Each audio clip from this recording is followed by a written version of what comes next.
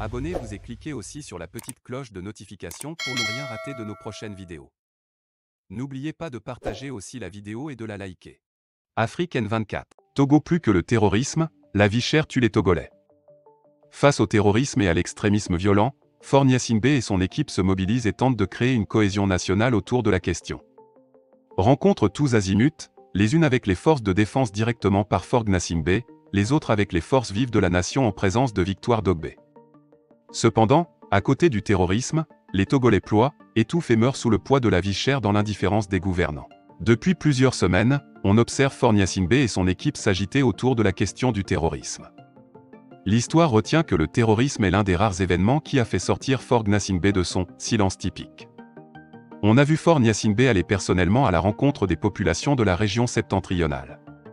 C'est de bonne guerre au regard de la menace que constitue ce fléau pour la population. Toutefois, toute cette agitation prend l'allure d'une propagande dont seuls les artisans en connaissent les raisons. Et pour cause, si les armes létales usitées par les terroristes assassinent, de même la famine et la misère, le manque de soins sanitaires et le stress, bref, la pauvreté tue également. Cela fait des années que les Togolais se plaignent des conditions sociales désastreuses de la nation. Avant même la pandémie liée à la Covid-19, les Togolais n'étaient pas bien lotis. Puis sont arrivées les restrictions, sans aucun ajustement prenant en compte la situation particulière du Togo, sanitaire et son lot de répercussions économiques. C'est sur cette base sociale déjà très fragilisée que Faure Gnassingbé et son équipe ont décidé de multiplier les postes de péage et augmenter les frais en incluant désormais les véhicules à 2 roues. Comme s'il fallait plonger totalement, le Togolais, dans un coma profond, l'équipe procède en un semestre à 3 rehaussements du prix des carburants pour finalement multiplier presque par 2 celui du gaz butane. De mémoire d'homme, on n'a jamais vu un gouvernement responsable prendre coup sur coup ces genres de mesures antisociales et y survivre.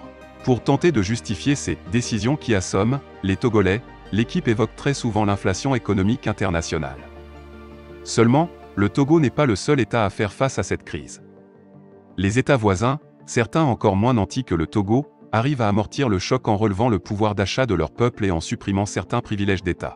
C'est au regard de tous ces faits qui sont bien réels qu'on peut conclure que les dirigeants togolais se trompent de combat.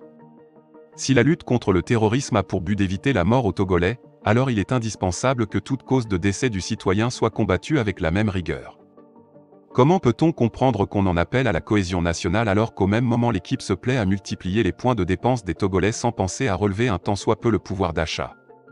Par quels moyens les Togolais vont amortir l'augmentation du prix des carburants, du gaz butane, du ciment, des frais de péage, des fournitures scolaires, des produits alimentaires de base? En réalité, le terrorisme ne tue pas plus que la vie chère au Togo. C'est seulement les moyens brutaux et inhumains qu'utilisent les terroristes qui choquent ostensiblement. Des centaines de Togolais sont désemparés, se suicident en silence. La cherté de la vie, au point où en est le Togo, épargne pour le moment Faure Gnassingbé et son équipe dont le train de vie est extrêmement mirobolant. Likez la vidéo si ce n'est pas déjà fait. Laissez aussi votre point de vue en commentaire.